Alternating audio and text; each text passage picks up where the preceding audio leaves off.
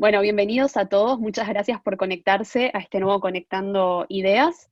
En esta ocasión, como bien mencionó Candelaria, la otra coordinadora del Observatorio de Economía Política Internacional, tenemos de invitada a Romina Gallá. Ella es economista y magíster en Relaciones y Negocios Internacionales. Es consultora en temas de comercio internacional y economía del conocimiento, uno de los ejes principales que estamos investigando en estos momentos en el OEPI. Ella también es profesora y consultora y es ex directora del Observatorio de Economía del Conocimiento y autora de numerosas publicaciones, por lo cual es un lujo tenerla hoy acá y escucharla con respecto a este tema que tiene tanta expertise. Bienvenida, Romina, y bienvenidos todos. Bueno, Antes de muchísimas empezar con gracias. Sí, perdón. antes de empezar con la exposición de Romina, vamos a hacer como normalmente la dinámica. Romina va a exponer unos minutos y vamos a dejar las preguntas para después. Pueden enviarles las preguntas al host, que la mandará para que después le demos la palabra, para así Romina expone tranquila y nos va a ir seguramente contestando cosas que nos surjan, y las que nos queden para el final poder hacérselas. Bienvenida, Romina, en nombre de todo el CEPI y el OEPI. Bueno, muchísimas gracias, Candelaria, Catalina, Sebastián, Luciana, bueno, a todos por la invitación y a los participantes por estar acá participando de este encuentro. Yo hoy voy a hablar de los servicios basados en el conocimiento, ¿sí? O sea, dar un panorama general y cuáles son las perspectivas para estos sectores. ¿Ven bien la presentación? Perfecto, sí. Buenísimo. Bueno, la exposición la voy a organizar en torno a 3 ejes. En primer lugar, voy a abordar el tema de qué son los servicios basados en el conocimiento. Supongo que todos los que están participando tienen alguna idea, pero a veces es importante acotarlo porque hay distintas definiciones. Entonces, bueno, para ver de qué es lo que vamos a estar hablando, o sea, cuando haga referencia en la segunda parte, sobre las tendencias del mercado global y de Argentina, bueno, a qué servicios en particular me voy a estar refiriendo, ¿sí? Y por último, voy a abordar cuáles son las principales oportunidades y desafíos que hay para las exportaciones argentinas, o para el sector en particular en Argentina, ¿sí? Así que bueno, esto va a ser más o menos la exposición. Lo primero es, bueno, justamente, ¿qué son los servicios basados en el conocimiento y por qué son relevantes? Si ustedes habrán escuchado que todo el mundo habla de los servicios basados en el conocimiento, parece que el tema estuviese de moda, y efectivamente esta atención es relativamente nueva, sobre todo en Argentina. Sí, hace algunos años se hablaba muy poco de esto. Les doy una, digamos, mi muestra de esto es que, digamos, por ejemplo, yo tengo activadas las notificaciones de Google para que todos los días me lleguen al mail todas las noticias que se publican que contienen la frase economía del conocimiento o servicios basados en el conocimiento. Hace 5 años, más o menos, recibía estos mails un par de veces por semana, ¿sí? Hoy, todos los días recibo mails con estas cosas y con varias noticias por vez, ¿sí? O sea, es un tema que realmente está en agenda, ¿sí? Desde hace un par de años y cada vez hay más interés. Entonces, bueno, vamos a entender, tratar de entender por qué es relevante esto, por qué hay tanto interés en el sector, ¿sí?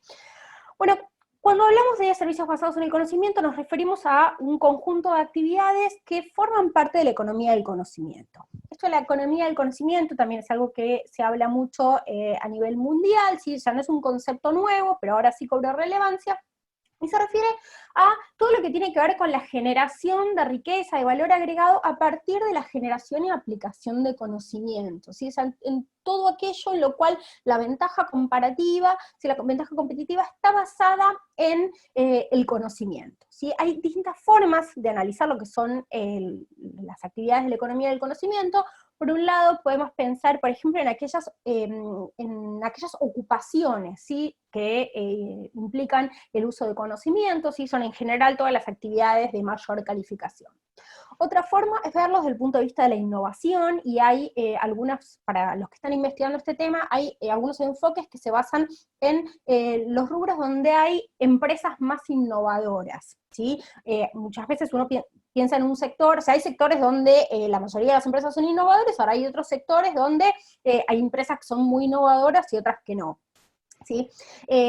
el análisis mediante ocupaciones, ¿sí? O mediante empresas innovadoras, a veces en países como Argentina es un poco más difícil por el tema de la disponibilidad de datos. Entonces, el enfoque que se suele utilizar acá, que también se utiliza en otros países, es el de sectores, ¿sí? O sea, ¿cuáles son los sectores intensivos en conocimiento? ¿Sí? Aquellos rubros en los cuales se utiliza más tecnología, ¿sí? Y capital humano calificado para el uso de esas tecnologías. ¿Sí? Dentro de todos estos sectores, que hay sectores vinculados con la producción de bienes, tanto agrícolas como industriales, y también hay muchos servicios, y justamente el conjunto del cual voy a hablar hoy es el de los servicios basados en el conocimiento.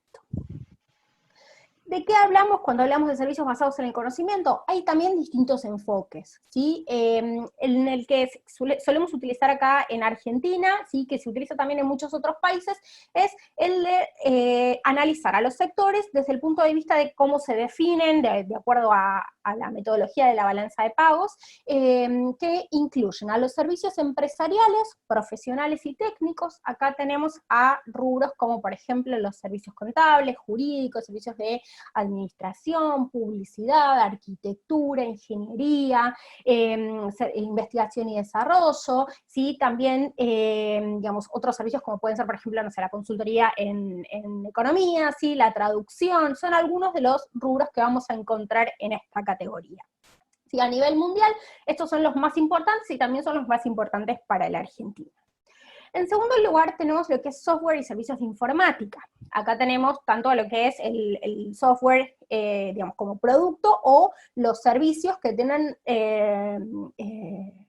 digamos, como principales actividades, por ejemplo, el desarrollo de partes del software para terceros, ¿sí? Es el mantenimiento de aplicaciones, ¿sí? Digamos, distintos tipos de servicios relacionados con la consultoría en informática, ¿sí? Por otro lado, tenemos los servicios personales, culturales y recreativos, donde en general la categoría más importante es la de servicios audiovisuales, pero también hay otros servicios, por ejemplo, relacionados con la educación o con la salud, ¿sí? Y por último, los cargos por uso de propiedad intelectual, que acá tiene que ver con la adquisición, ¿sí? O sea, los pagos por adquisición de propiedad intelectual o uso de propiedad intelectual. Entonces acá tenemos, por ejemplo, todo lo que son licencias de software, licencias audiovisuales, ¿sí? Patentes, regalías, etc. ¿Sí? Esto es como el gran panorama. A veces vamos a encontrar otras concepciones o algunas definiciones que pueden ser un poquito más amplias o pueden no incluir algunas de estas subcategorías de las que estamos hablando, pero en líneas generales vamos a estar siempre tomando esta definición, ¿sí? Que les estoy comentando ahora.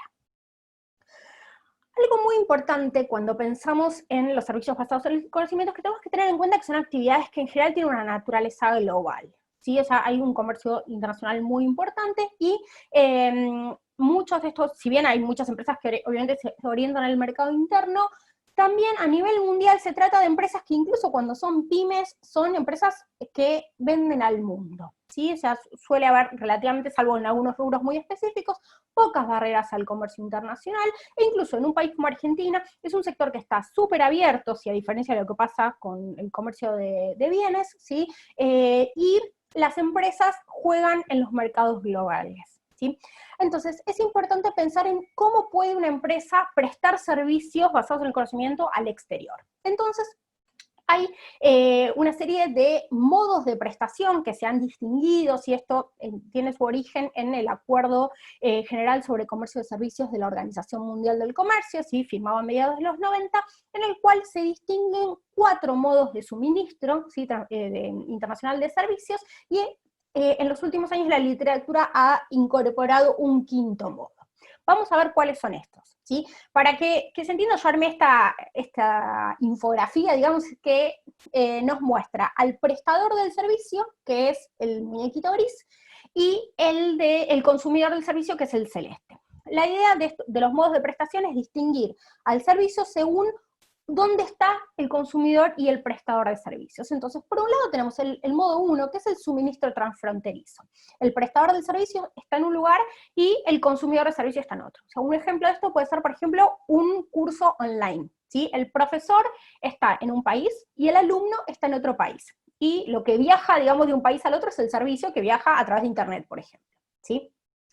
Una segunda modalidad es el consumo en el extranjero, ¿sí? Allí el consumidor del servicio se traslada al país donde está el prestador para consumir el servicio. Siguiendo con el ejemplo educativo, puede ser un alumno que viaja a realizar un curso en otro país, ¿sí? O sea, que se va de intercambio. La idea es que va y vuelve, no estamos hablando de un alumno que va y se muda a otro país para residir en otro lugar, sino que va, cursa un trimestre, un semestre del curso y vuelve a su país de origen, ¿sí? Paso al modo 4 y después vuelvo al 3. El cuarto es al revés, ¿sí? Que el 2. Implica que el que se traslada al exterior es la persona física que es el prestador, ¿sí? Entonces, en nuestro ejemplo sería el profesor o la profesora que viaja al otro país a dictar el curso, ¿sí? En el país donde se encuentran los alumnos. Y la modalidad, la tercera modalidad es la presencia comercial, ¿sí? En el cual el prestador se establece en el país de destino, ¿sí? A través de una inversión. Entonces, siguiendo con nuestro ejemplo, puede ser, por ejemplo, la UBA abre una filial en Uruguay, ¿sí? Y ahí dicta cursos, ya sea con profesores que vengan de Argentina, con profesores que residan en Uruguay, pero dicta cursos en ese lugar, ¿sí? O sea, en los 4 casos vamos a tener tal vez el mismo curso, ¿sí? Pero va a estar prestado de distintas maneras. Entonces, esto es importante que lo tengamos en cuenta porque son distintas formas, ¿sí? de prestar un servicio y tienen regulación diferente, ¿sí? O sea, los esquemas, digamos, dónde se paga impuestos va a ser distinto, dónde se genera empleo también va a ser diferente, ¿sí? O sea, tiene implicancias muy distintas, tanto para la economía receptora como para la economía, digamos, para la de origen, como para la de destino, así como para las empresas involucradas, ¿sí? Les comentaba hace unos minutos que en la literatura se empezó a hablar del modo 5. ¿Qué es esto del modo 5? No, digamos, el modo 5 no está regulado, sino que se refiere a todos los servicios que están incorporados en los bienes, ¿sí? O sea, cuando uno consume un bien, está consumiendo servicios que están incorporados ahí, ¿sí? Entonces, en este caso, por ejemplo, lo que va, digamos, por usar el ejemplo educativo, podría ser, por ejemplo, un libro escrito por un profesor sobre un manual de un curso que está escrito por el profesor, ¿sí? O sea, va a estar contenido ahí. Pensamos en un celular o en el software que está dentro del celular. En este caso, las reglas que van a aplicar son las que afectan el comercio de bienes, ¿sí? Que son completamente distintas a las que influyen sobre el comercio de servicios. Pero ¿por qué son importantes los servicios basados en el conocimiento? ¿O por qué ahora todo el mundo está interesado en esto? Bueno, en primer lugar, son sectores súper dinámicos, a los cuales les ha ido muy bien en los últimos años a nivel global, y se espera que les vaya muy bien también en lo que viene. Entonces, obviamente, todos quieren estar acá. Por otro lado, tienen potencial exportador, ¿sí? O sea, si pensamos, por ejemplo, en Argentina, son sectores que tienen pocas barreras al comercio, ¿sí? Sobre todo si lo pensamos con otros sectores, o sea, Argentina tiene en algunos rubros de servicios basados en el conocimiento ventajas comparativas. ¿En qué otros sectores tiene Argentina ventajas comparativas? Por ejemplo, en todo lo que es agroindustria. El problema con la agroindustria es que cuando uno quiere exportar a ciertos mercados se encuentra con que hay barreras muy altas. En el caso de los servicios basados en el conocimiento hay muchos menos obstáculos y además no hay costos de transporte, y sobre todo para lo que es modo 1, la prestación a través de internet, entonces hay un potencial exportador muy grande. Por otro lado, cuando uno lo piensa en términos de las políticas públicas, es un sector que genera empleo de calidad, genera empleo calificado, ¿sí? Formal. Cuando uno mira, por ejemplo, en el sector de software, ¿sí? Más del 90% del empleo es formal, mientras que en otros rubros sabemos que hay índices de informalidad muy alta. Están bien remunerados, ¿sí? Y a la vez es menos automatizable que otros sectores, ¿sí? Y en este contexto, por ejemplo, como el de la pandemia, son sectores donde la mayor parte de las tareas se pueden hacer de manera remota, son teletrabajables. Entonces, esto también genera muchas facilidades. Por otro lado, también porque digamos, vemos que siempre los responsables de política están queriendo promover estos sectores, ¿sí? O sea, no solamente a nivel nacional en los países, sino también a nivel subnacional. Uno ve que en muchos países sí los gobiernos locales, ya sea tipo provinciales o municipales, están tratando de generar incentivos para estos sectores. ¿Por qué? Porque son sectores que se pueden desarrollar casi en cualquier lugar. Necesitan, así en líneas generales, conectividad y capital humano, ¿sí? No es como, por ejemplo, no sé, la industria automotriz que requiere grandes inversiones en capital físico, entonces no pueden estar en todos lugares. Entonces, cuando uno piensa en Argentina, por ejemplo, hay más de 30 clústeres en todo el país de servicios basados en el conocimiento. Lo más importante está en la Ciudad de Buenos Aires, ¿sí? Digamos, tiene, como por ejemplo en el caso del software, 2/3 de las empresas, ¿sí? 50% del empleo están acá.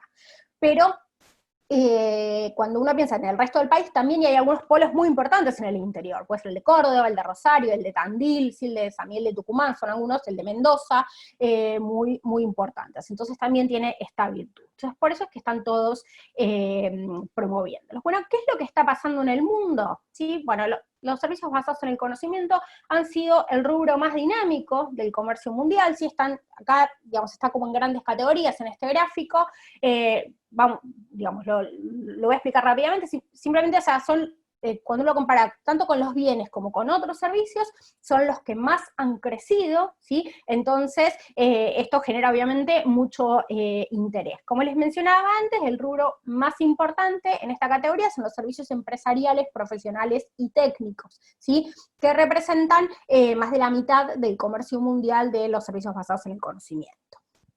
Perdón. Algo que vemos, perdón, ahí no sé por qué no salió todo junto, algo que vemos a nivel mundial es que los servicios están ganando protagonismo. Nosotros muchas veces escuchamos que se habla de los países desarrollados como los países industrializados, ¿sí?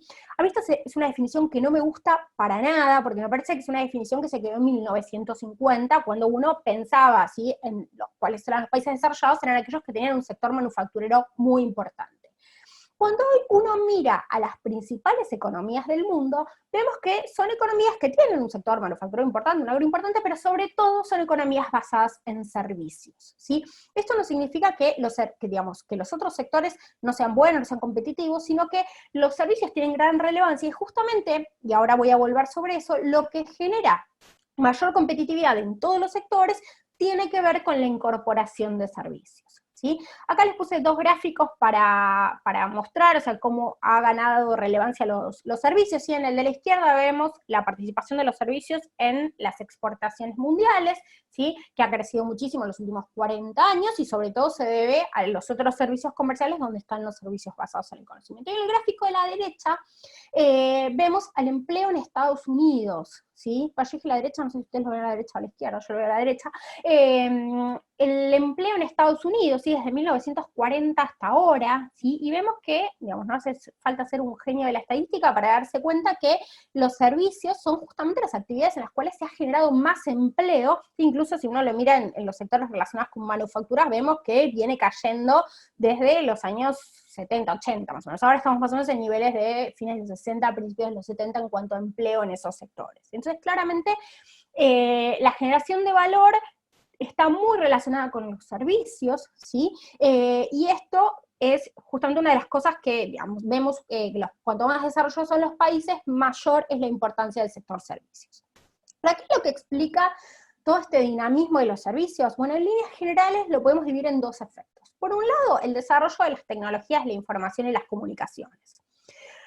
Básicamente Internet, ¿sí? O sea, hay muchos servicios, Internet hizo posible que muchos servicios que antes requerían que el proveedor y el prestador estuviesen físicamente en el mismo lugar, hoy son transables internacionalmente, ¿sí? O sea, yo les di antes el ejemplo de la educación, ¿sí? Hace 30 años no se podía hacer un curso online, ¿sí? Si uno quería estudiar algo, podría hacer algún curso por correspondencia, ¿sí? Pero era, digamos, muy poco práctico, uno no tenía muchas posibilidades de preguntar. En realidad nunca hice un curso por correspondencia, porque soy vieja, pero no tanto, pero realmente, digamos, no era algo cómodo. Entonces no había mucho comercio internacional, por ejemplo, de servicios educativos o de servicios como los, no sé, servicios jurídicos, servicios contables. ¿Por qué? Porque era muy engorroso, digamos, mandar la documentación de un país al otro, o pagar los viajes de las personas que tenían que prestar los servicios, ¿sí? O sea, o enviar el material, no sé, por fax, no era algo cómodo, ¿sí? Era engorroso y caro.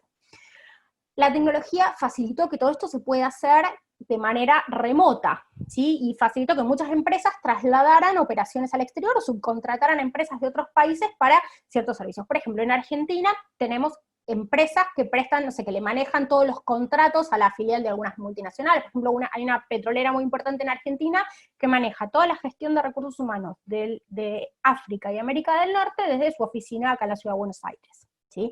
Entonces son contadores, abogados que están manejando eso. ¿Sí? Hay otra empresa que maneja todos los contratos del mundo, es una empresa enorme que tiene filiales en todo el mundo, maneja todos los contratos desde Argentina. ¿Sí? Entonces un equipo grande de abogados que se encargan de ese tipo de cosas. Así está lleno de ejemplos de operaciones que se hacen para todo el mundo. También las tecnologías de información generaron nuevas actividades, ¿sí? O sea, surgieron nuevas actividades, también surgieron nuevos bienes, pero el hecho de que hayan surgido nuevas actividades es interesante desde el punto de vista de los servicios porque son cuestiones que generan flujos de comercio internacional. ¿Sí? O sea, por ejemplo, piensen ustedes en los teléfonos inteligentes. Si ustedes tienen un smartphone, está lleno de aplicaciones, esas aplicaciones generan flujos de comercio internacional. ¿Sí? Digamos, por ejemplo, ustedes, no sé, escuchan música, ¿sí? Escuchan música por Spotify, ¿sí? Eso no está acá en Argentina. Ustedes están pagando un abono para escuchar música a una empresa que está en el exterior. Hay, no sé, cuando una persona en otro lugar juega el juego Preguntados, que está hecho por una empresa argentina, eso genera regalías de una firma local. ¿Sí? Esas son todas actividades nuevas que han generado flujos de comercio internacional de servicios. Y en línea, por ejemplo, con este ejemplo que yo les di de Spotify, vemos que la frontera entre los bienes y los servicios es cada vez más difusa. ¿Sí? De hecho, hay, por ejemplo, muchas necesidades que satisfacemos que antes las satisfacíamos con bienes y ahora con servicios. Un ejemplo es el de escuchar música, ¿sí? Cuando yo era adolescente me compraba CDs, ¿sí? Que es un formato físico, y escuchaba música en CDs, ¿sí? Hoy escucho música a través de aplicaciones como por ejemplo Spotify, ¿sí? Entonces antes compraba un bien, ahora pago un servicio para escuchar la música. Si lo mismo podemos pensar en los libros, ¿sí? Digamos, antes leíamos libros en papel, ahora podemos leer libros en papel, pero también podemos leer un ebook. Entonces, por ejemplo, compramos un libro para la Kindle que nos lo vende Amazon y es un producto digital, no es un producto físico. Entonces esto también está detrás de este dinamismo, sí, del comercio de servicios. Y por otro lado, algo súper importante es lo que se denomina la servificación. ¿Qué es esto de la servificación? Tiene que ver con el valor agregado de los servicios en los bienes. ¿Sí? Los servicios se convierten en insumos y a la vez se ofrecen de manera conjunta con los bienes. ¿Sí? Piensen, por ejemplo, ustedes en un iPhone. ¿Sí? Un iPhone cuesta, no sé, redondeando $1000 más o menos. De esos $1000, o sea, ¿por qué alguien yo no tengo iPhone, pero sé que, digamos, hay mucha gente que tiene iPhone, y cuando uno le pregunta, por ejemplo, ¿por qué se compra un iPhone? Las respuestas son porque tiene buen diseño, porque tiene un muy buen sistema operativo, porque están acostumbrados a manejarse con todos los productos de Apple, entonces usan todo el sistema de almacenamiento de información en la nube, porque tiene un buen servicio de atención al cliente, ¿sí? O sea, es todo por los servicios que ese iPhone tiene incorporado. Nadie dice por qué está hecho de buen plástico, ¿sí?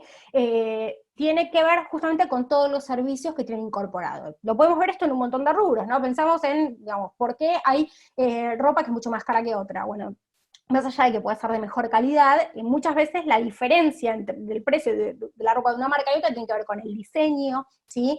Con el marketing, con la reputación de la marca, ¿sí? Siempre está ligado a cuestiones de servicios. Entonces, justamente esto que yo les mencionaba antes, de por qué los servicios son tan importantes en las economías desarrolladas, tiene que ver con que la diferenciación de productos, la generación de valor, de riqueza, de calidad, está vinculada a los servicios que están ligados a los bienes, sí, tanto industriales como agropecuarios. Entonces, es muy, muy importante este tipo de actividades para que lo tengamos en cuenta a la hora de definir la competitividad de distintos sectores.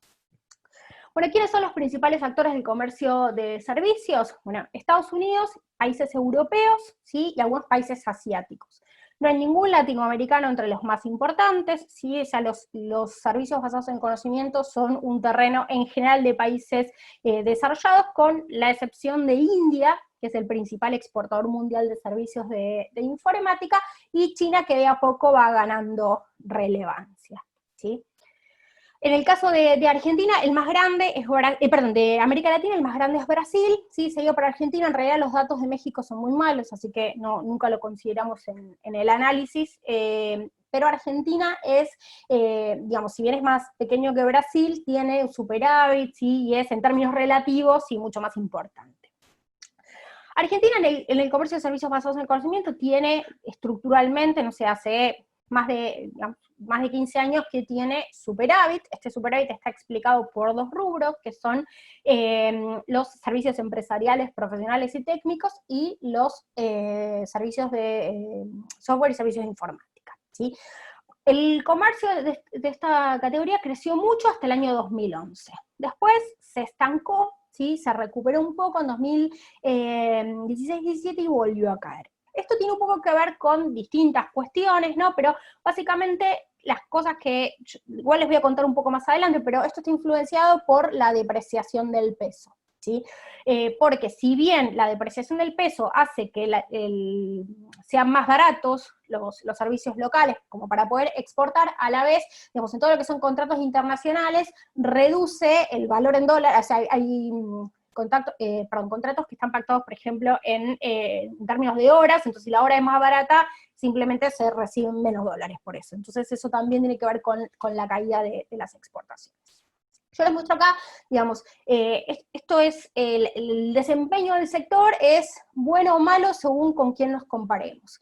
Si comparamos al desempeño de los servicios basados en el conocimiento, ¿sí? En estos últimos 10 años, en comparación con lo que pasó con los bienes o con lo que pasó con otros servicios, es el sector estrella, el más glamoroso de toda la Argentina. Ahora, cuando comparamos a Argentina con otros países, ¿sí? Países asiáticos o incluso los países de Europa del Este, estoy hablando de los que compiten en los mismos segmentos que Argentina, u otros de América Latina, es para ponernos a llorar, ¿sí?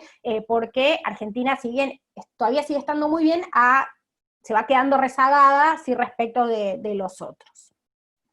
Bueno, ¿qué exporta Argentina? Principalmente servicios empresariales, profesionales y técnicos, software y servicios de informática, son las dos categorías más importantes. Y dentro de los servicios empresariales son los jurídicos y contables los más relevantes. Y estos casos que yo les mencionaba antes, que se maneja, por ejemplo, la gestión de los recursos humanos, gestión de contratos, contabilidad, etcétera, desde empresas locales para el exterior. ¿A dónde exporta Argentina? No hay mucha data desagregada, ¿sí? Esto es lo más desagregado que publica el INDEC, pero básicamente el principal destino es Estados Unidos.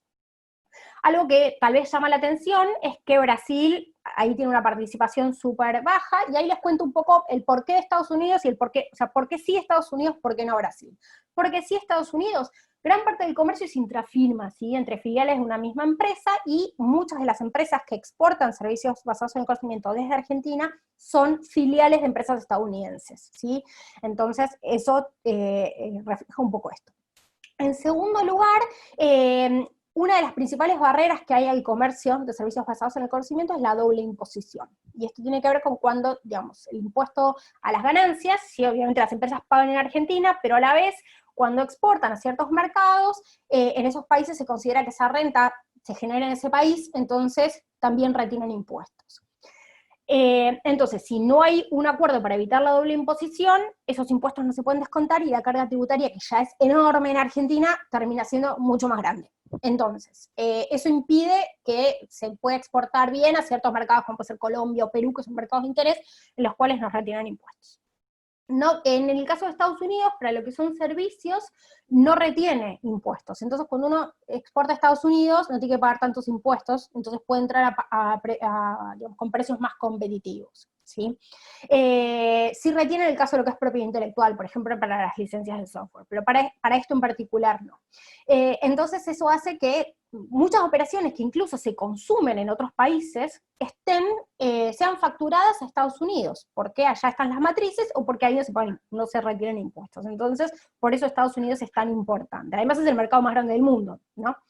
¿Por qué no Brasil? Por lo impositivo. Si bien hay un acuerdo para evitar la doble imposición, ¿sí? De todo lo que retiene Brasil, ese acuerdo Brasil retiene más o menos, dependiendo del sector, 47% del valor facturado, que es un montón, y el acuerdo permite descontar apenas 12%. ¿Sí? Entonces, claramente a veces es inviable. Y además hay otro montón de barreras, ¿sí? Que en ese sentido en servicios en el Mercosur hemos avanzado casi nada.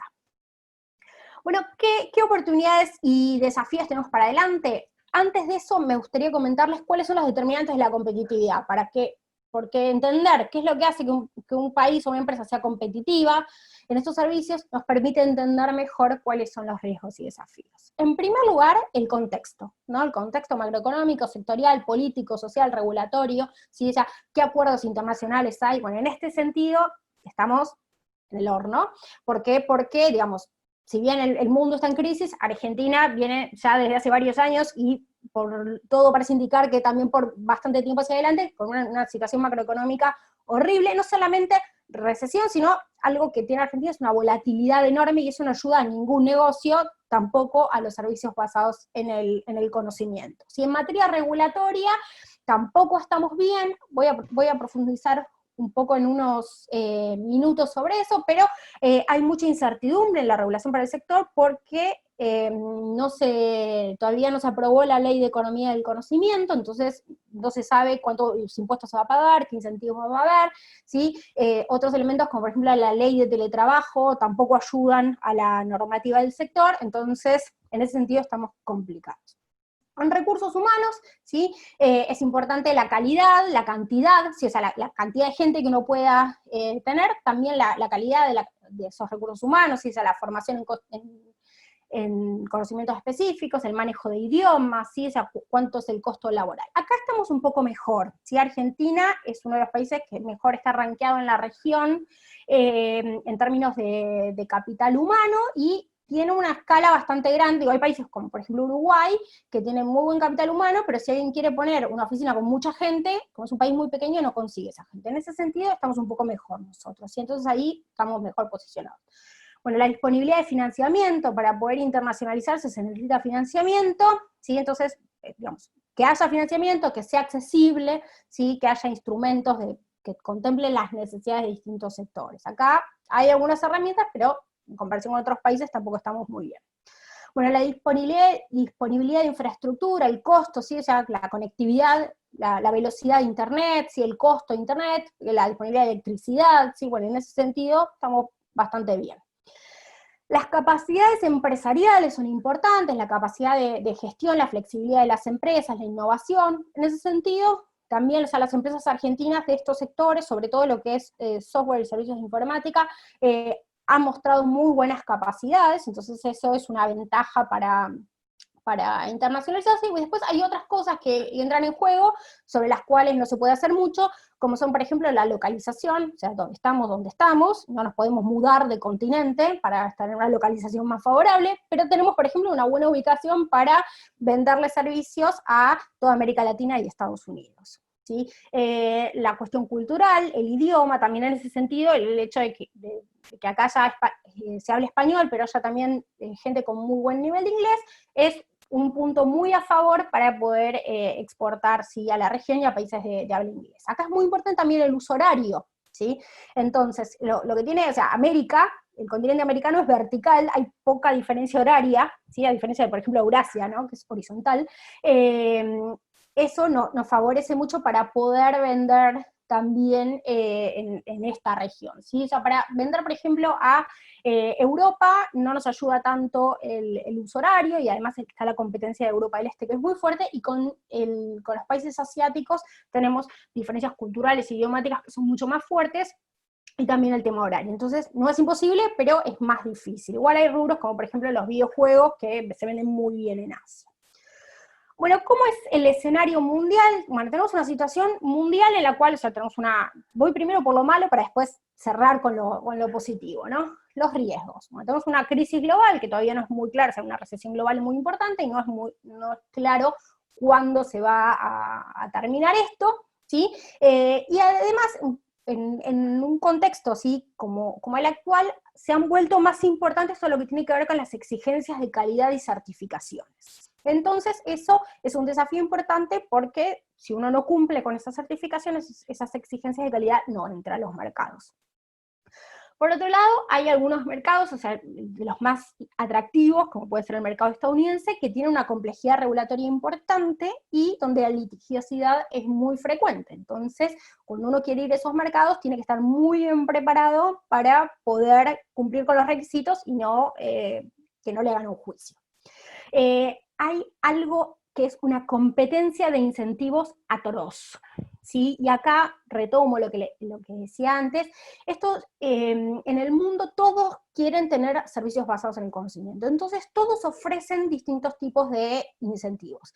Hay incentivos fiscales, incentivos digamos, de capacitación, de conectividad, programas de desarrollo de proveedores, todas las políticas que a ustedes se les ocurran y muchas más en todo el mundo. Y es un sector donde es muy fácil relocalizarse, ¿sí? Si a uno lo tratan mejor en otro país y ese país le ofrece capital humano y buena conectividad, se va a otro país, ¿sí? ¿Por qué digo que es fácil relocalizarse? Porque no es como, por ejemplo, digamos, si a Renault le ofrecen más incentivos para irse a Uruguay, no va a levantar una planta que tiene un país para irse al otro, porque tal vez pueda considerar el abrir nuevas unidades de negocio en el otro lugar, pero levantar una planta tiene un costo hundido muy grande. En el caso de los servicios se necesita una oficina y gente, nada más, o ni siquiera la oficina porque es muy teletrabajable. Entonces es muy fácil localizarse en otros lugares. Y de hecho, hay muchas empresas argentinas que por cuestiones de costos, ¿sí? Cuestiones de incentivos y de marco regulatorio, en los últimos años se están yendo a Uruguay, a Perú, a Paraguay, ¿sí? Entonces, eso es algo que hay que tenerlo en cuenta. Cuando uno decide una política, no tiene que pensar solo acá, sino en qué está haciendo el resto del mundo, ¿sí? Y en este contexto de la pandemia también tenemos como una desventaja las barreras al movimiento de personas, que cuando uno quiere, por ejemplo, se exporta software y quiere mandar a alguien a implementarlo, puede tener problemas. Pero ¿qué problemas tenemos en Argentina? Bueno, la falta de previsibilidad que les decía antes, tanto en materia macroeconómica como regulatoria, la carga tributaria que es altísima, ¿sí? Altísima, en Argentina en general es alta, ahora que no se sabe bien qué va a pasar con la ley de economía del conocimiento, se supone que en algún momento se va a aprobar, pero digamos, aún con la ley de economía del conocimiento seguimos en desventaja frente a otros países donde hay una carga tributaria muy inferior. Bueno, el cepo no ayuda a nada. Ustedes piensen que alguien que exporta, ¿sí? le liquidan las divisas más o menos a un tipo de cambio de 70, ¿sí? O sea, más o menos, un poquito más, poquito menos, y encima tiene que pagar retenciones a las exportaciones, si exporta, digamos, si no es a menos que sea una microempresa o pequeña empresa que exporta menos de $600.000 anuales, con lo cual el tipo de cambio es horrible, y si después necesita importar algún servicio, lo tiene que hacer al tipo de cambio, digamos, con el impuesto país y todo eso, que termina siendo muchísimo más alto. Hay dificultades de financiamiento, y si bien tenemos buenos recursos humanos, en algunos rubros en particular, como es el caso de software y servicio de informática, hay escasez de mano de obra. Entonces, a veces se complica escalar por eso. Bueno, no obstante, no es todo oscuro, hay algunas oportunidades, y en el mundo sabemos que son sectores que son muy dinámicos y flexibles, y esto en un contexto como el actual de tantos cambios, eso es una ventaja, ¿sí? Se pueden prestar de manera remota estos servicios, y hay una reconfiguración de cadenas de valor de todas aquellas empresas que decidieron, digamos, que van a relocalizar algunas actividades porque la pandemia les mostró que en ciertos mercados, sobre todo los asiáticos, eran vulnerables. Entonces eso abre oportunidades para que podamos captar algunas inversiones y que tal vez están yendo a otro lugar, o nuevas inversiones, ¿sí? Sobre barreras al comercio se hablé, y también la pandemia está generando nuevas necesidades en muchos sectores, por ejemplo, la transformación digital acelerada de toda la economía. Entonces eso abre oportunidades, por ejemplo, para el caso de software y servicios de informática, ¿sí? También para la telemedicina, ¿sí? Para el sector audiovisual, o sea, hay nichos con mucho potencial. Argentina, ¿qué fortalezas tiene? Bueno, tenemos, ya les mencionaba, un muy buen capital humano, la similitud horaria, idiomática y cultural con algunos mercados muy importantes, y una muy buena relación calidad-precio, ¿sí? O sea, Argentina no es muy barata, ¿sí? O sea, es mucho más cara, por ejemplo, que países asiáticos, pero tiene mejor calidad de los servicios. Entonces, en nichos de sofisticación media y media alta podemos competir bastante bien. Y algo que para mí es muy importante y que no está suficientemente aprovechado y es mucho potencial, es la exportación indirecta, ¿sí? Mediante el modo 5, la complementariedad de los servicios basados en el conocimiento con otros nichos, por ejemplo, la agroindustria, ¿sí? Hay mucho potencial, o sea, de hecho ya hay muchas empresas que están desarrollando servicios para el agro, ¿sí? Pero hay mucho potencial para explotar eso, y creo que es un segmento en el cual hay grandes oportunidades. Así que bueno, me excedí un poquito del tiempo, pero esto es todo. Por ahora me quedo para las preguntas. Les agradezco nuevamente por escucharme y a la gente del observatorio y del CEPI por la invitación. Acá les dejo mis datos de contacto, ¿sí? Me pueden contactar de todas formas, por mail, por Twitter, por LinkedIn, por Instagram, por donde quieran, así que para cualquier cosa que necesiten, les agradezco mucho. No, muchísimas gracias a vos, Romy. Tenemos varias preguntas que fueron surgiendo mientras tu exposición y que teníamos de antes. La primera tiene que ver con cómo se miden los servicios basados en conocimiento en tema de exportación. Y segundo, un poco saliendo, si tenés conocimiento un poco saliendo de lo que es servicio, cómo se puede medir esto que vos decías de los, que hoy es muy difícil medir por el tema de los bienes, que los servicios está contenido, cómo se podría hacer una medición más o menos acertada de esto para poder hacer proyecciones a futuro o planificaciones políticas. Ok. ¿Voy respondiendo o me querés hacer la... No, Respondo, listo. Y... Bueno, el comercio de servicios basados en conocimiento, bueno, primero les digo, el comercio de servicios en general es mucho más difícil de medir que el de los bienes, ¿no? Cuando un bien se exporta o se importa, pasa por la aduana, ¿sí? O sea, se mueve físicamente de un país al otro, entonces hay controles, uno puede ver que, además, no sé, se importa un auto, uno ve que es un auto, no puede decir que es un frasco de mermelada, o sea, es muy claro lo que es, y hay reglas de origen para saber de dónde viene, a dónde va, etc. En el caso de los servicios, gran parte del comercio tiene lugar a través de Internet. Entonces, es dificilísimo medir porque va por un cable, entonces no se puede medir directamente de esa manera. Entonces, los países miden los servicios de acuerdo con una metodología estandarizada que surge del sexto manual de balanza de pagos del Fondo Monetario, ¿sí? Hay otras versiones anteriores, pero en general todos los países, la mayoría de los países, incluida Argentina, lo mide de acuerdo con esa metodología. Ahora son estimaciones, ¿sí? Y tienen un montón de limitaciones esas estimaciones. Argentina yo les diría que tiene, en comparación con otros países de la región, datos bastante buenos. Los que tienen mejores datos que Argentina son Brasil y Colombia, que tienen muy buenos datos. Pero incluso cuando uno piensa en países como Estados Unidos, también tienen deficiencias de información, porque mucho que no se puede, que es muy difícil de medir, es muy difícil de registrar. La información sale de los balances de las empresas, de las operaciones del mercado cambiario, de encuestas, pero igual hay muchas limitaciones. Esto que yo les decía, por ejemplo, de que mucho se factura a Estados Unidos por política corporativa. Bueno, eso después queda como una exportación a Estados Unidos, ¿sí? Entonces, o sea, no es ilegal que se facture de esa manera, o sea, pero se registra incorrectamente, ¿sí? Entonces hay algunos problemas. Pero bueno, los datos de comercio surgen de la balanza de pagos. Hay algunos países que además tienen información complementaria. No es el caso de Argentina. Pero, por ejemplo, Colombia tiene, además de los datos de la balanza de pagos, tiene unas estimaciones aparte mucho más detalladas. Lo mismo Brasil, ¿sí? En Estados Unidos también hay algunas cosas así, bueno, y en algunos países más. Pero básicamente los datos surgen de ese lugar. Con respecto a los servicios incorporados en los bienes, es muy difícil de medir, para eso hay que tener información, digamos, sobre cómo son los procesos productivos.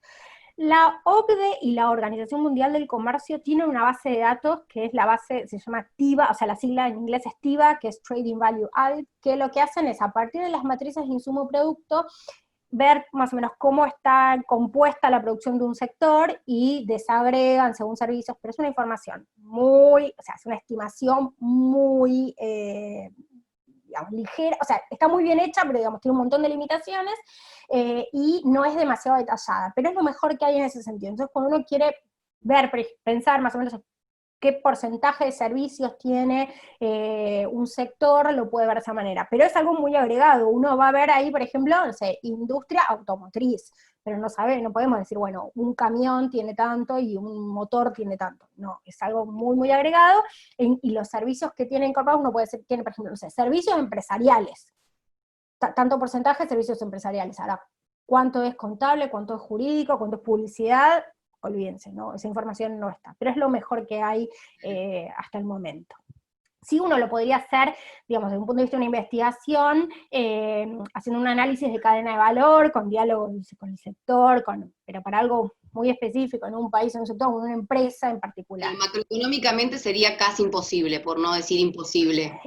Y, digamos, está esta información, digamos, con datos actualizados de una matriz de insumo-producto se puede mejorar un poco, pero es algo, es muy difícil, Sí. es muy, muy difícil. Hay cosas para, no sé, hay algunos, si buscan en internet van a encontrar, por ejemplo, mucho para el ejemplo del iPhone que yo les di, o en su momento del iPad, o lo que sea, hay análisis de, bueno, que el porcentaje de ese valor, cuánto es cada cosa, pero es muy difícil, porque además está lo indirecto, porque, por ejemplo, fabricas un auto, decís, bueno, tenés el diseño, el software del auto, etc. Ahora, no sé, se fabrica en Argentina con un motor importado, ese motor a la vez tiene servicios incorporados, entonces, ¿cómo medís los servicios que están incorporados en ese motor importado que a la vez tiene partes, que, bueno, es muy complejo, ya les digo, se utiliza esa base de datos que tiene muchas limitaciones, pero lo mejor que haga.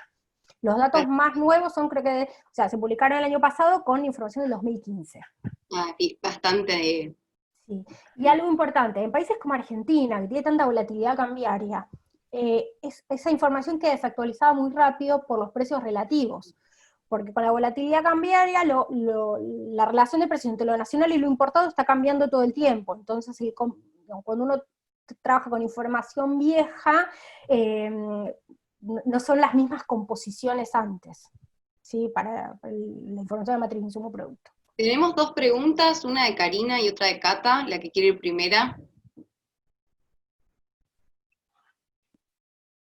Cari, ¿querés arrancar vos? No se escucha. No, no se escucha, Cari. No. No. Bueno, si quieren les voy haciendo la pregunta mientras Cari arregla Ahora el sí, micrófono. ahora sí. Buenísimo. Sí, ahí está. ¿Qué? Una cuestión de Buenísimo. ¿Cómo estás, Romina? Buenas tardes. ¿Qué tal, Karina? Tengo una pregunta concreta sobre, recién hablábamos de el aporte de las empresas a la industria de conocimiento, pero yo quería saber tu opinión sobre los aportes del Estado, ¿no? Como proveedor de servicios de conocimiento y tal vez como una posible ayuda para la salida de la actual crisis, ¿no? Se me ocurre, digamos, como una industria, lo que es la industria de la defensa, ¿no? Todas las inversiones que hace el Estado en investigación y desarrollo, y bueno, y también en productos o como aviones, radares y demás. Bueno, mira, sinceramente sobre la industria de defensa no sé casi nada, así que mucho no te voy a poder decir. El Estado, sacando el rubro de investigación y desarrollo, en casi ningún país es un actor relevante. Sí, o sea, es más, si querés, importante tal vez como demandante de servicios, para muchos de los servicios basados en el conocimiento, el Estado es un sector, o sea, las entidades públicas son actores relevantes como clientes, ¿sí? Te doy el ejemplo en software, por ejemplo, o en ciertos servicios, de ingeniería, por ejemplo, vinculado a la obra pública, es un cliente importante, pero no tanto como generador de servicios basados en el conocimiento. No es que no haya, sino que no es un actor de peso. En investigación y desarrollo sí, porque digamos, en todo el mundo el Estado suele hacer investigación y desarrollo en distintos sectores, y ahí sí tiene relevancia, pero en el resto realmente no, así que no es un rubro importante. Sí, ya te digo, desde la contratación pública, ahí hay un margen importante, y después sí, por ahí en ciertos nichos, pero nada más que eso. Y no es un tema de Argentina, es así en casi todo el mundo.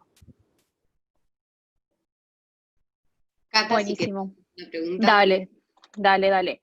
Uno de los ejes que estamos investigando con respecto a servicios basados en conocimiento es la posibilidad de la tercerización. Por ejemplo, países como India, que proveen muchos servicios de soporte a estos bienes justamente, y también servicios de soporte a software.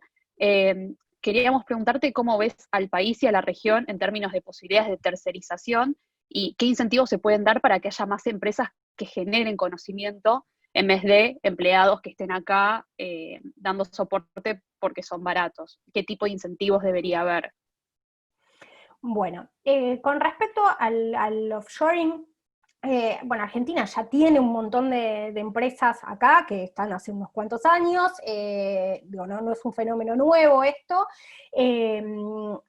Muchos de los casos que yo les comenté acá, o sea, en Argentina, Argentina tiene, por ahí voy un poco para atrás, la caracterización de cuáles son las empresas que exportan esto, es un sector en el cual conviven tanto grandes empresas como pymes, ¿sí?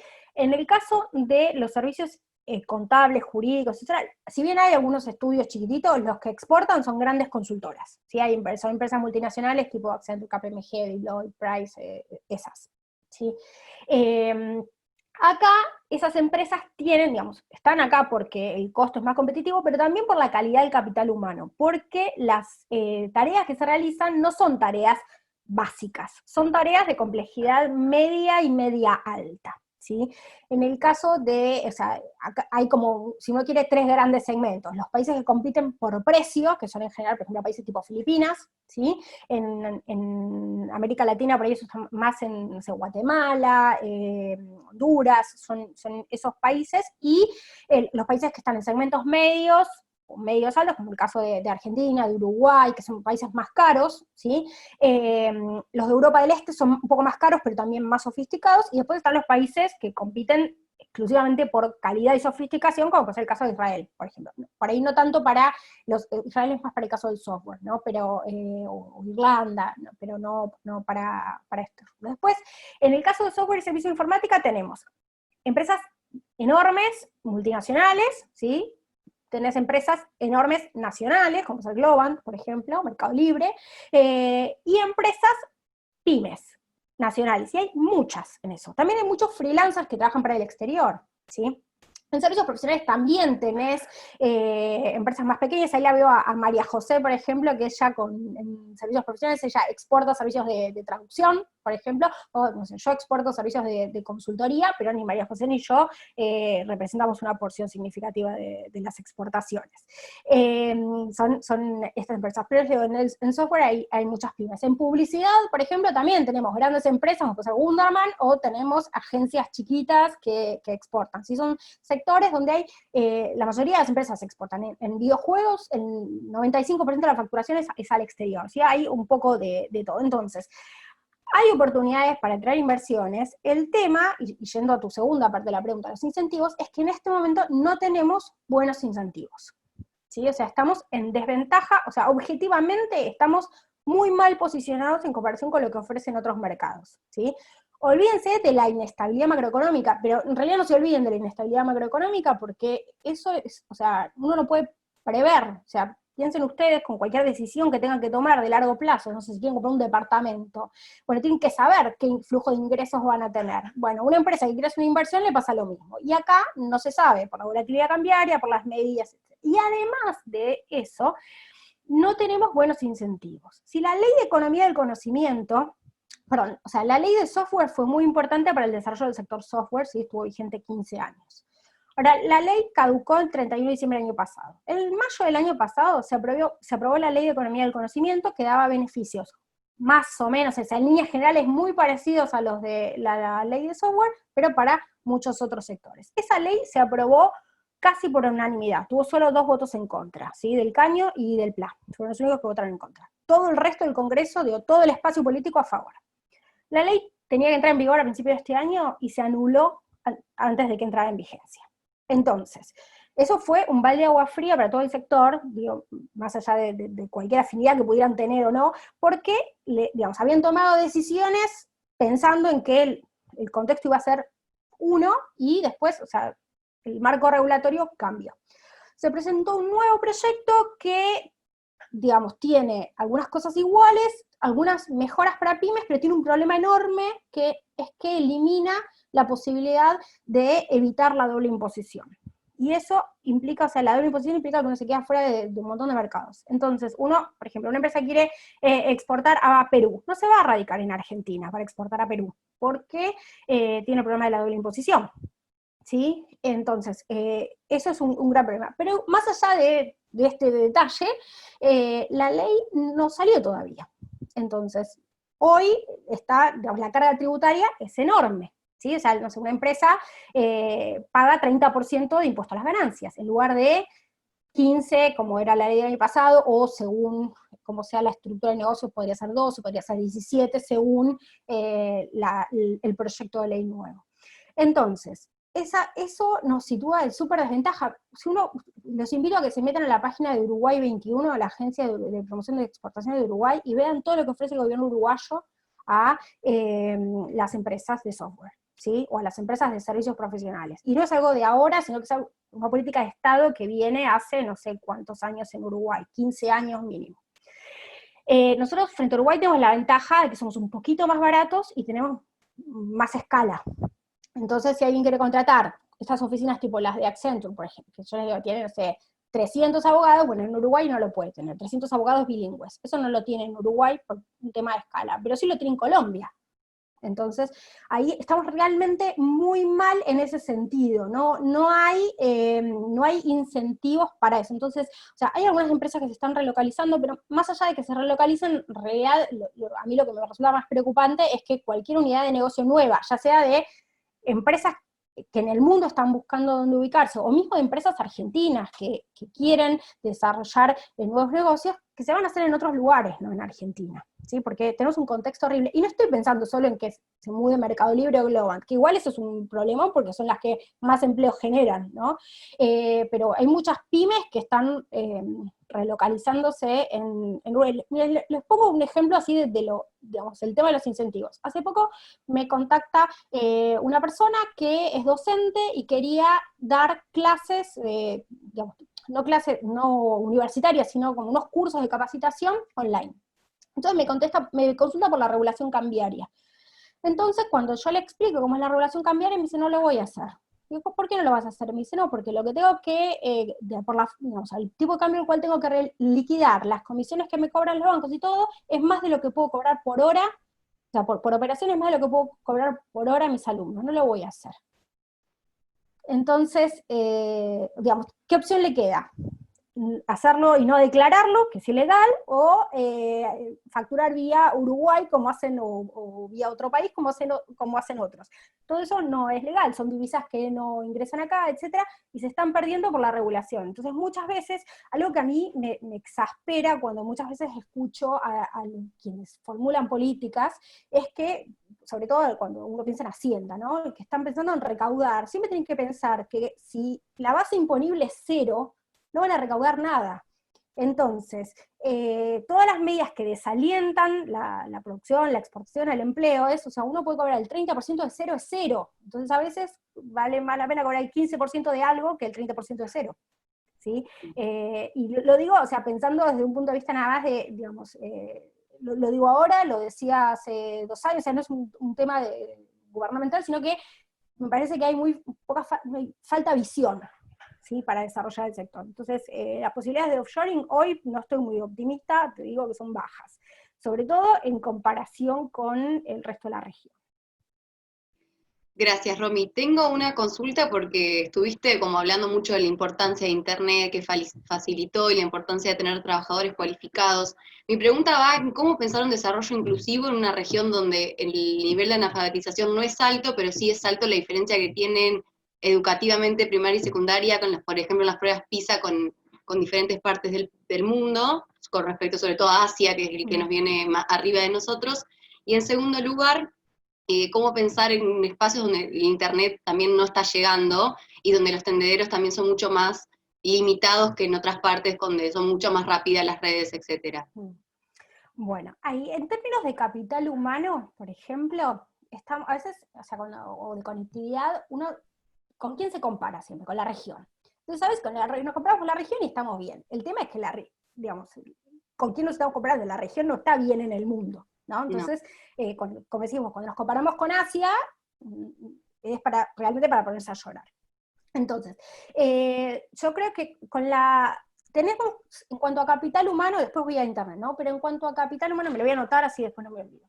En cuanto a capital humano, hay distintas cosas. En primer lugar, tenés, digamos, faltan habilidades digitales, ¿sí? Porque muchas veces uno mira como indicador la penetración de Internet y dice, uy, todo el mundo tiene, o sea, en Argentina hay más smartphone que gente, ¿sí? O más o menos por ahí. Entonces, bueno, sí, pero tener un celular y entrar a Facebook no es tener habilidades digitales, ¿sí? O sea, hay que distinguir ese tipo de cosas, porque saber entrar a Facebook no nos genera conocimiento para poder, digamos, no nos hace aptos para exportar servicios basados en el conocimiento, ¿no? Entonces hay que hacer mucho trabajo en eso, y eso, por ejemplo, por ahí las habilidades digitales, ¿dónde están más flojas?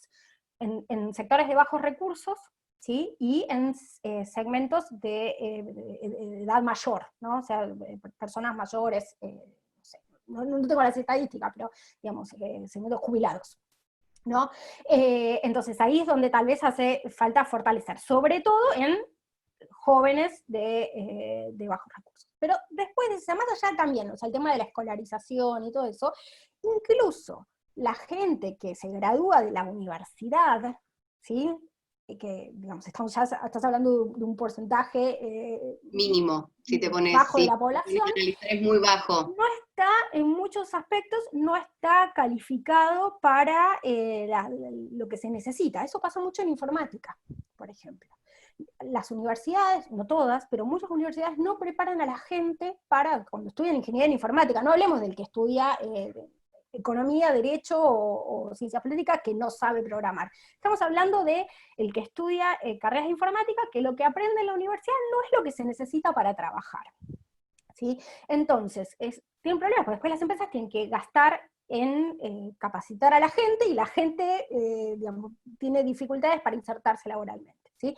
Entonces, ahí yo no soy especialista en educación, pero me parece que se necesita una reformulación muy grande de los contenidos, y si estuviera en mis manos, desde jardín de infantes lo haría, o sea, no solo la universidad, pero se necesitan desarrollar, o sea, hoy yo siento que se pierde tiempo en la educación en todos los niveles en cosas que no sirven para nada, que no son las más importantes. Entonces se necesitan más habilidades analíticas, ¿sí? O sea, se necesitan más habilidades duras y más habilidades blandas. Se necesitan desarrollo de ciertas habilidades interpersonales, de trabajo en equipo y todo eso que no se desarrollan en la escuela, también de programación, de matemática, etcétera, donde, por ejemplo, vos mencionaste las pruebas PISA, es donde estamos peor rankeados.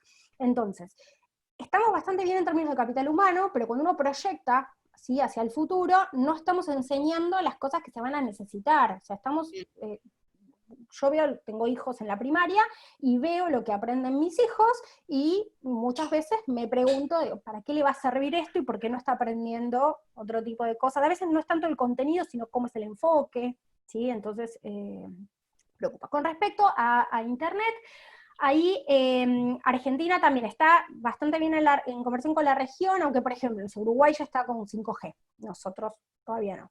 Está bastante bien con la región, nada que ver con Asia, pero también esto es bastante heterogéneo a nivel de zonas, ¿no? Entonces, en las grandes ciudades está muy bien. Ahora cuando uno va a otros lugares, por ejemplo, yo el año pasado y el anterior estuve de vacaciones en el NOA, ¿sí?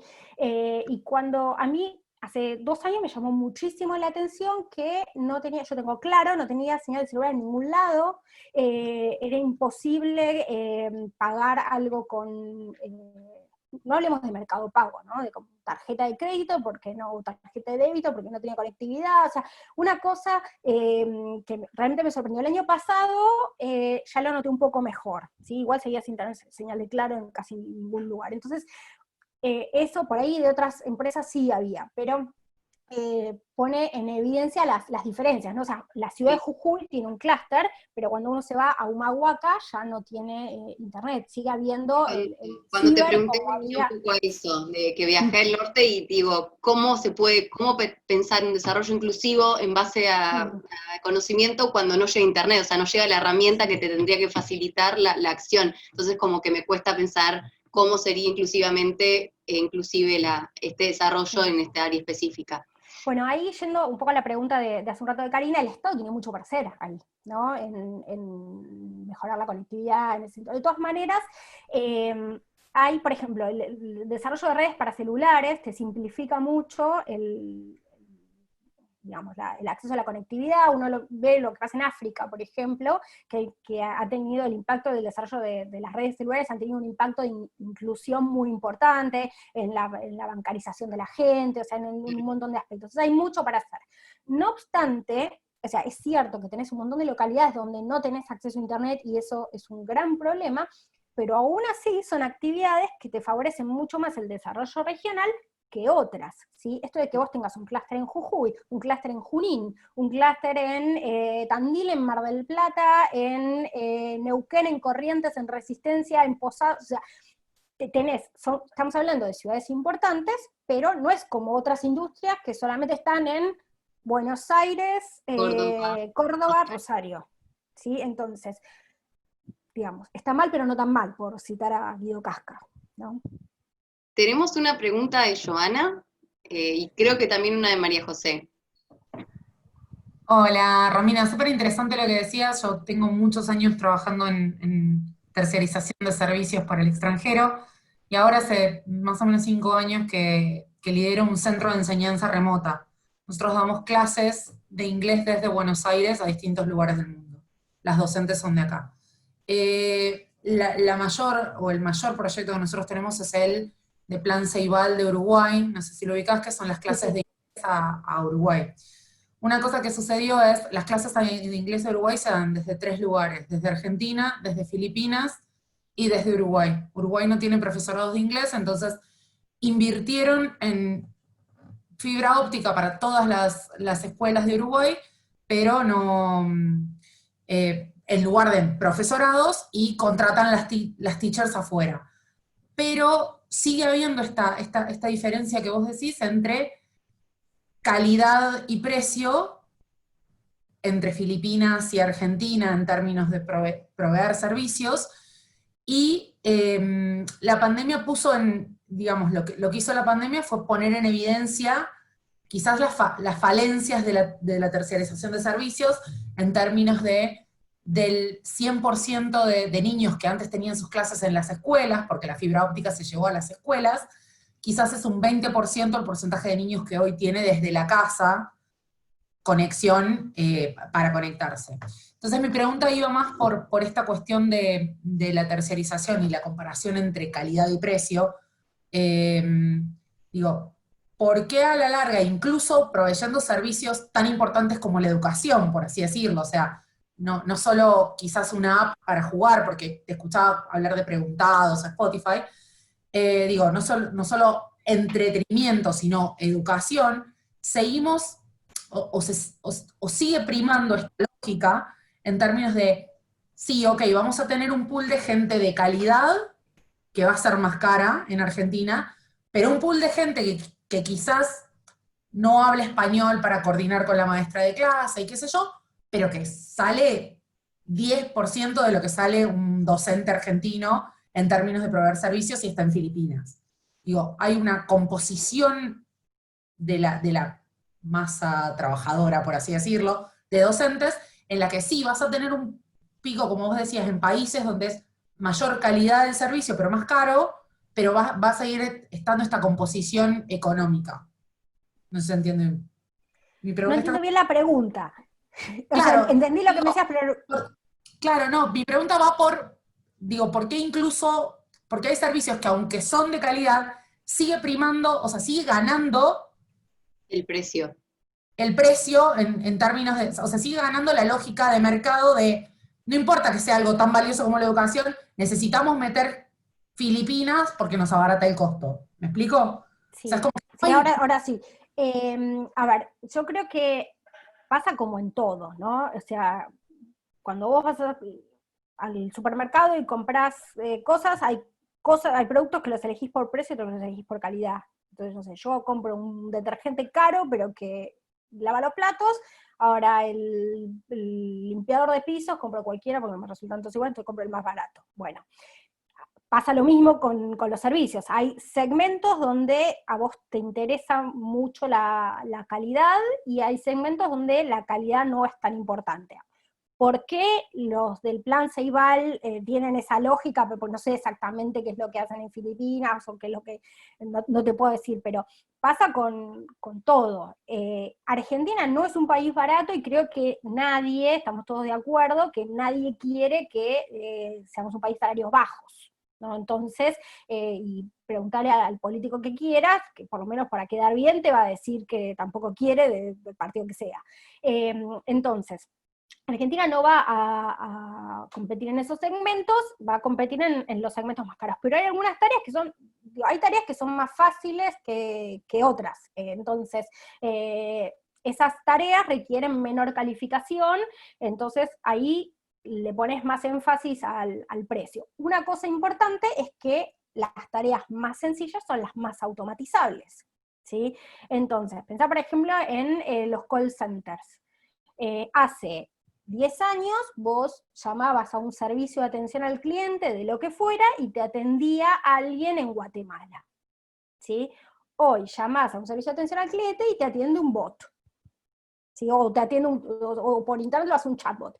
Por ahí, después, cuando llegas a una opción un poquito más sofisticada, te atiende una persona. Pero entonces, hay para ciertas cosas que no necesitas la calidad, ¿sí? O sea, no te importa tanto la calidad, entonces ahí dices, bueno, ahí voy a lo barato. Pero como el ejemplo que te decía del supermercado, creo que es algo que uno lo hace siempre, ¿no? Uno no compra lo más caro de todo, porque no puede, pues porque no te da el presupuesto, porque no, te parece que no vale la pena.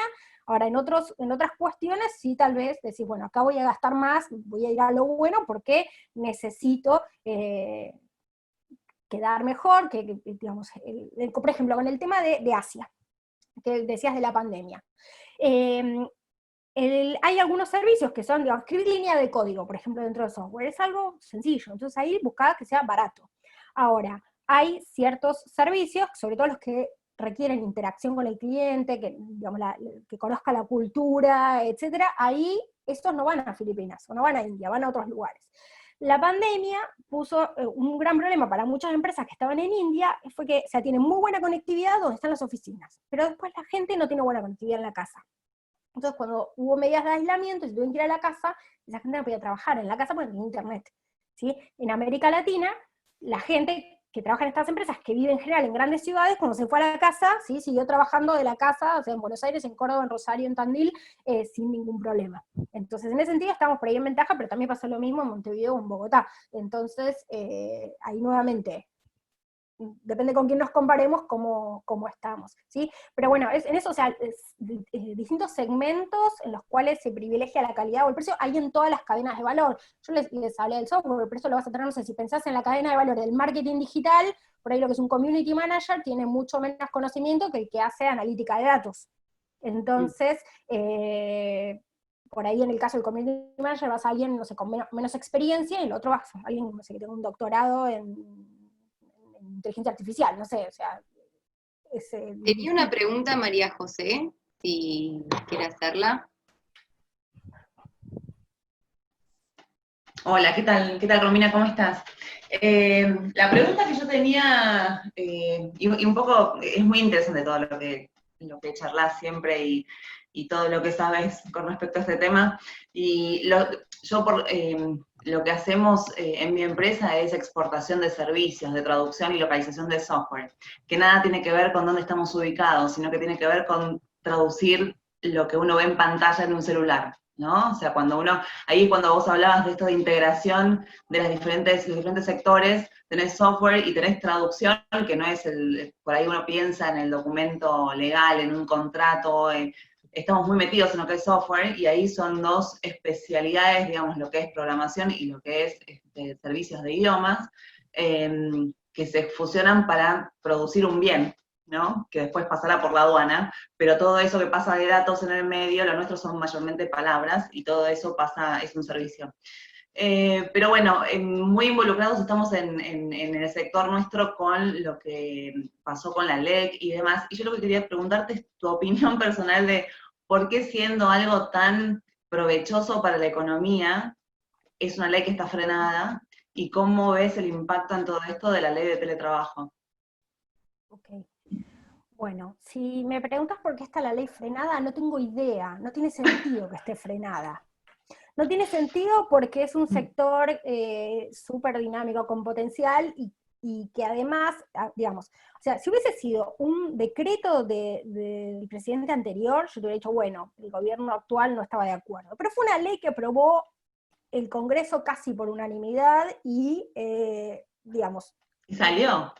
Salió y estaban todos de acuerdo. Salió y no es que salió raspando, salió No. casi con mayoría y además había un montón de proyectos digamos, de distintos partidos. Se supone que estaban todos de acuerdo en que eso era algo que estaba bueno, ¿no? Entonces, que lo hayan suspendido y que no haya una ley nueva es algo que sinceramente no lo entiendo. Ahora, digamos, tiene media sanción el proyecto, pero no está entre las prioridades para tratar. Entonces, eso es algo que a mí, sinceramente, me sorprende y me apena mucho, porque realmente se está perdiendo tiempo muy valioso, y eso también está haciendo que se estén perdiendo un montón de oportunidades de generar empleo, de generar divisas, o sea, todas cosas que sabemos que están buenísimas y que el país lo necesita.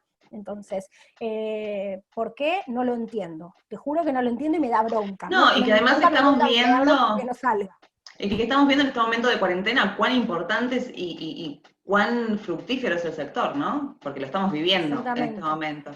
Exactamente. Y lo de la ley... Perdóname, sí. No.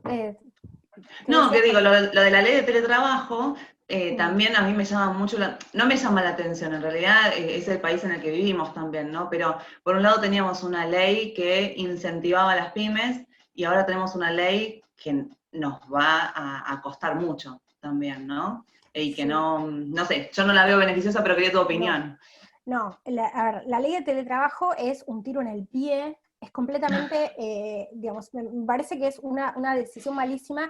Bueno, vos me conocés, pero para los que me conocen, yo soy militante del teletrabajo. Yo trabajo en mi casa desde hace 12 años, tuve un impasse de 2 años cuando estuve en el Observatorio de Economía y Conocimiento, que lo padecí, o sea, el trabajo estaba buenísimo, pero padecí tener que ir a la oficina todos los días, y la principal razón por la cual lo dejé fue porque me sentía como el oso de Morris, así enjaulada. Para mí el teletrabajo es maravilloso, y yendo a lo que preguntaba antes Candelaria, por ejemplo, en términos de inclusión, el teletrabajo es súper inclusivo, porque por ejemplo, una persona con discapacidad motriz puede estar mucho mejor en su casa que yendo a la oficina. En términos de género, ¿sí? Yo tengo 2 hijos, teletrabajado con mi hijo amamantando, o sea, tranquilamente me ha permitido estar con mis hijos mucho más tiempo, me permite ir a la reunión de padres a las 10 de la mañana o a la clase abierta de música a las 3, no solo para mamis, también para papis, pero digo, porque en términos de, digamos, en general las que tal vez reducen la jornada laboral o dejan de trabajar cuando nacen hijos son las mujeres. Entonces, en términos de igualdad de género, también en términos de inclusión de gente que vive en localidades remotas, entonces uno puede teletrabajar. Por ejemplo, yo tengo una muy amiga que teletrabaja desde Bahía Blanca para Buenos Aires, ¿no? Entonces, es un trabajo sí, se amplía el espectro enormemente.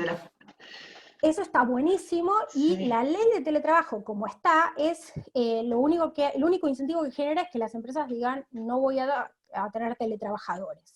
Entonces, se pierden nuevas oportunidades de negocios, y a la vez se retroceden empresas que ya daban el beneficio de teletrabajo de manera permanente o algunas veces por semana para muchos empleados.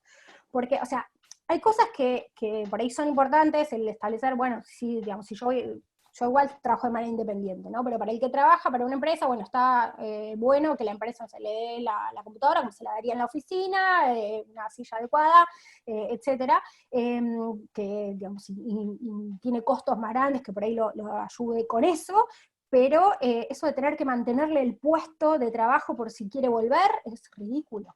O sea, es ridículo, no tiene sentido.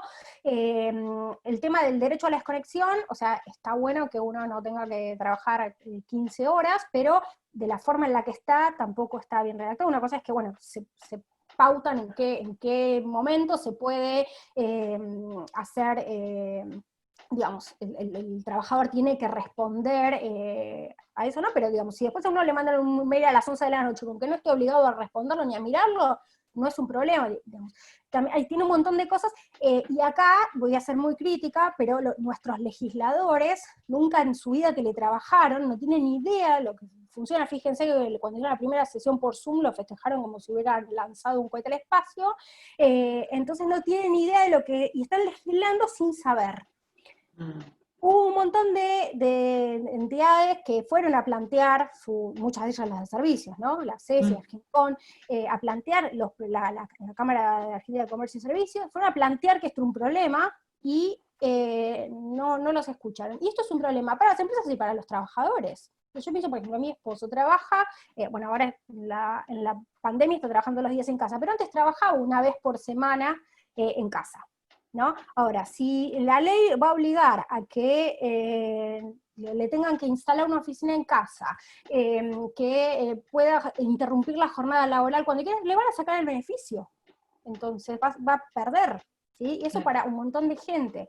Y con esto de que, yo les hablaba antes del tema de género, ¿no? Muchas mujeres se benefician del teletrabajo justamente por el tema del cuidado, también los hombres, ¿no? Pero, digamos, si vamos a, o sea, las tareas de cuidado en general recaen en las mujeres. Esa cláusula de que uno puede interrumpir la jornada laboral cuando se le antoja, si tiene chicos o mayores bajo el cuidado, va a hacer que las empresas no quieran contratar, mujeres, o no les quieran dar jornada de teletrabajo. Yo, por ejemplo, Claro, cuando uno de los requisitos de la LEC también era tener mujeres en tu empresa, ¿no? Yo como dueña de una empresa y mujer, digo, es como todo al revés, ¿no? Como todo en contra. Sí, por eso que yo decía antes es un tiro en el pie, porque se va a terminar logrando el efecto contrario al deseado, ¿sí? Entonces, realmente, yo entiendo que a veces hay algunos grises, algunos vacíos legales que está bueno aclarar, pero esta ley no aclara, lo que hace es romper algo que funcionaba bastante bien, que en todo caso hay que mejorarlo, pero esto lo rompe. Claro. Gracias. Romy, te hago una pregunta porque se me levantó como la alarma cuando hablaste del tema género. ¿Hay estimaciones de cuáles son los porcentajes de personas que trabajan en economía del conocimiento en servicios en base a género? O sea, ¿son más hombres? No me acuerdo, los datos están, no me acuerdo los porcentajes. Sí, por ejemplo, en todo lo que es software y servicios de informática es más bajo que en otros rubros. Por ahí en un rubro como traducción hay más mujeres, en publicidad hay más mujeres, en arquitectura, en servicios empresariales también. En software e ingeniería los porcentajes son más bajos, pero no me acuerdo. Los puedo buscar y pasarte, pero no me acuerdo ahora. La verdad estuvo clarísimo todo. Nos llevamos mucha información y muchas puntas para seguir investigando. Romy, muchísimas gracias. Lo que te vamos a pedir si nos puedes enviar tu presentación, que fue súper enclarecedora. Muchísimas gracias a todos los que participaron, especialmente a vos, Romina, por la participación, y les mando un saludo enorme y nos vemos en el próximo ciclo de Conectando Ideas. Bueno, muchas gracias a Hasta todos. luego. Hasta luego. Gracias.